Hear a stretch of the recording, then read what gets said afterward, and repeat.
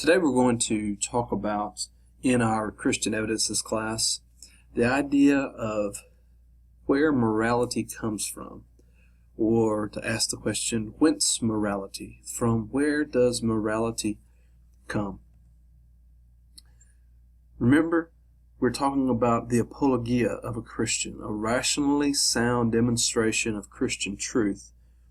We're doing apologetics, and one of the natural questions we want to ask is, where does good come from, and who determines what it is? Could it be that in some weird scientific formula that, as our friend Gary Larson in The Far Side says, two wrongs do make a right? Just a little humor there. Very little humor. The way we're going to approach this is to consider the classical question that the philosopher Plato tells us about in his dialogues. So Plato learned from Socrates, and Socrates is described in one of Plato's dialogues as having a conversation with a guy named Euthyphro.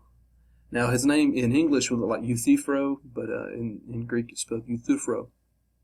And they talk about where does good come from, and therefore where does morality come from? If morality is assumed to be associated with knowing the good and doing the good. So where does morality come from? So here's what's often called the Euthyphro dilemma. You have a conversation between Euthyphro and Socrates, and they discuss what's later called the divine command theory, that morality is somehow dependent upon God, and the moral obligation consists in obedience to God's commands. So the question is something morally right because God commands it, or does God command it because it is morally right? Euthyphro says something is right because God commands it, whereas Socrates says God commands it because it is right. So what I want to do is break this down and see, why does this, what might be in your mind a very minor distinction, why is it important? Well, we'll deal in more in depth in the next slide with this, but let's just read this for a moment. This conclusion would indicate that God has determined what is right or wrong arbitrarily, and no moral principle is self-evident. So there is not something that is good or bad other than depending on what God has said about it.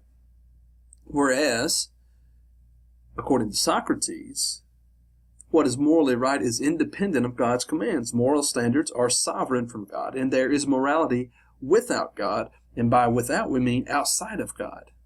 So, when we discuss this, we need to take into account a few things. First of all, Christians and most religious people believe that God is the ultimate determiner of morality. But probably most of us haven't really thought through anything beyond that. We often refer to this as divine command theory. When God commands it, that makes it right. But critics will point out that the divine command theory, or DCT, implies a God or gods who choose what is right and what is wrong, and they do so arbitrarily. What do you mean by arbitrarily? Well, without rhyme or reason, without any basis in some kind of underlying foundation. The more recent author to deal with this was a guy named William of Ockham, who was a 14th century British Renaissance man in many ways. And what Ockham argues is against the position called realism. Now, to be a realist can mean lots of things to lots of people, but classically it refers to someone who believes that all the words we use to describe things in this world have some kind of ideal that they echo. So, for instance, all dogs, so the realists would argue that if I say the word dog, we all know that what I'm talking about. Although a dog can look many different ways, and some dogs can be 5 times larger than the others. Some are hairy, some are not. You think of all the different ways that dogs can vary there. So what does it mean to be a dog? Do they have to have a tail? Well, we're not talking about genetics here. So at the genetic level, you could identify a dog. But these people, of course, couldn't do that. So what makes a dog a dog? Well, a realist says that there is this ideal dog, this certain that has a certain trait of dogginess that determines what a dog is and what it isn't. And that exists somewhere in this existential domain that is apart from our reality. That determines where dogginess is, what makes a chair, a table, a person, a person. There is this ideal, and all that we see in this world is an echo of that in some way. The same holds for good. Good exists, and we can see echoes of it in this world, but there's this ideal that exists, even apart from God, or as the Platonists would say, of the gods. But what William of Ockham argued was what's often called the nominalist position. The nominalist position says, no, we just call things. Humans choose to do that. There's not some eternal dogginess that all dogs somehow meet. No, we see that they have these creatures are similar, and so we call them dogs.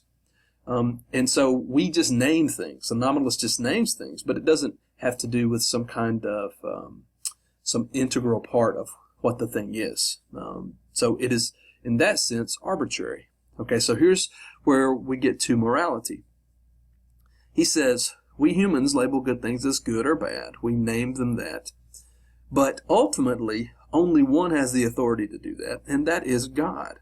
And so when God gives commands, it is right to obey them, even if we don't understand it, and even if it seems to violate what we would consider good morality. So, it is good because God commanded. Whereas the Platonists would say, no, it is good because God has all knowledge, and God knows perfectly what the good is because it exists apart from him, and he looks and says, this is the good thing. He can look at the good, and then he could tell his followers, now you go do it.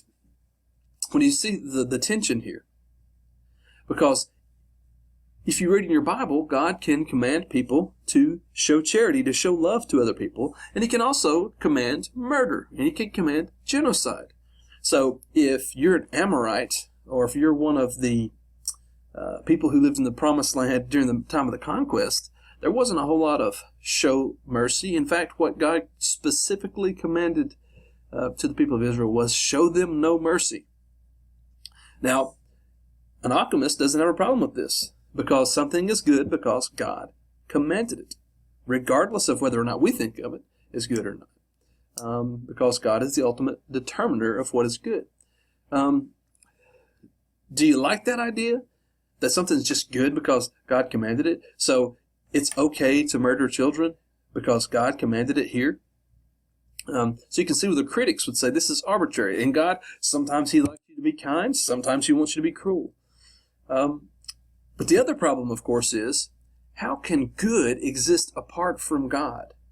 And that would mean that good is not a creation of God. So if you believe that God is a creator of all things, then good is existing apart from God, and he is somehow determined by it. He has to look outside of himself to determine his own goodness.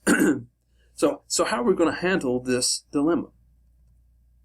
Well, there have been atheists and agnostic critics of divine command theory for the very reasons I've been pointing out. So, for instance, the philosopher and author A.J. Ayer wrote, no moral system can rest solely on authority. It can never be sufficient justification for performing any action that someone wishes or commands it.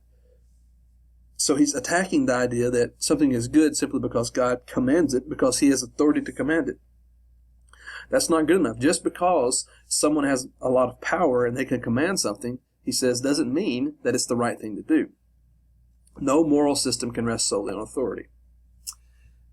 But I would suggest to you that many Christians don't hold to a strict divine command theory. They hold to what's often called a modified divine command theory.